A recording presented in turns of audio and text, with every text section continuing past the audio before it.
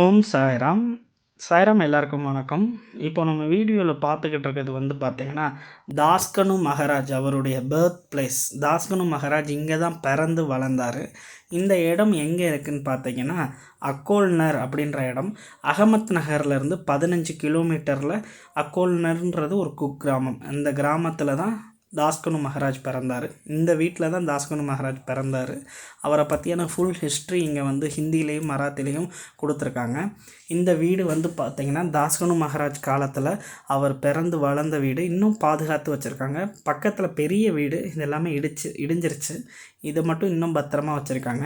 இங்கே பார்த்திங்கன்னா தாஸ்கனு மகாராஜுடைய ஒரு பெரிய மூர்த்தி அவர் உட்காந்துருக்க மாதிரி இருக்குது. அந்த மூர்த்திக்கு மேலே என்ன எழுதியிருக்காங்கன்னா, ஷிர்டி மாஜே பண்டர்பூர் அப்படின்னு சொல்லி எழுதியிருக்காங்க. ஏன்னா ஷிர்டி மாஜே பண்டர்பூரை சாய் பாபா ராமா வர இவர் தான் பாடியிருப்பார். ஸோ ஷிர்டி மாஜே பண்டர்பூர் இதெல்லாமே எழுதியிருக்காங்க. இந்த இடம் பார்த்திங்கன்னா ரொம்ப ஒரு பவர்ஃபுல் பிளேஸ். ரொம்ப அமைதியாக இருந்துச்சு.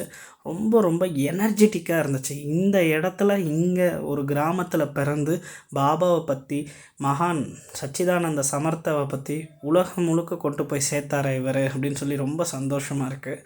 இங்கே சுவாமி சமர்த்தா அக்கல்கோட் மகாராஜோட படம், நம்மளுடைய சாய்நாத்தோட படம், அது மட்டும் இல்லாமல் தாஸ்கனு மகாராஜ் அவருடைய ரேர் பிக்சர் இதெல்லாமே இங்கே மாட்டியிருக்காங்க. ப்ளஸ் கஜனன் மகாராஜுடைய படமும் இங்கே வச்சுருக்காங்க. நீங்கள் பார்த்துக்கிட்டு இருக்க கஜனன் மகாராஜ், அக்கல்கோட் மகாராஜ், நம்மளோட சாய் சமர்த்த. இங்கே பார்த்திங்கன்னா இந்த இடம் நம்மளுடைய தாஸ்கனு மகாராஜுடைய பூஜை ரூம். தாஸ்கனு மகாராஜ் இங்கே உட்காந்து தான் பூஜை பண்ணுவார்னு சொன்னாங்க.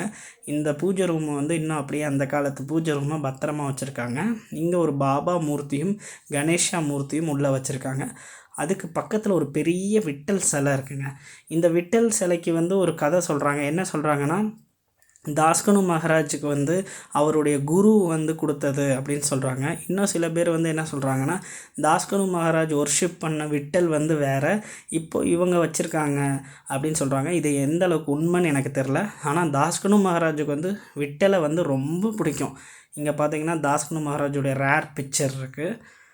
தாஸ்கனு மகாராஜுக்கு விட்டலை ரொம்ப பிடிக்கும்.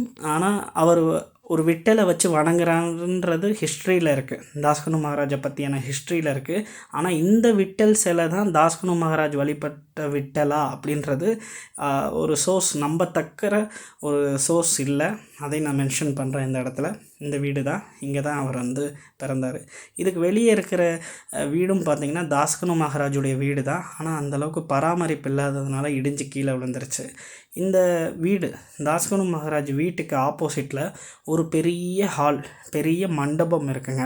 அந்த மண்டபம் பார்த்திங்கன்னா இந்த தாஸ்கனு மகாராஜுடைய ஜென்ரேஷன் யாருமே கிடையாது. ஆனால் இந்த ஊருக்காரவங்க பார்த்திங்கன்னா ஒரு பெரிய மண்டபம் கட்டியிருக்காங்க.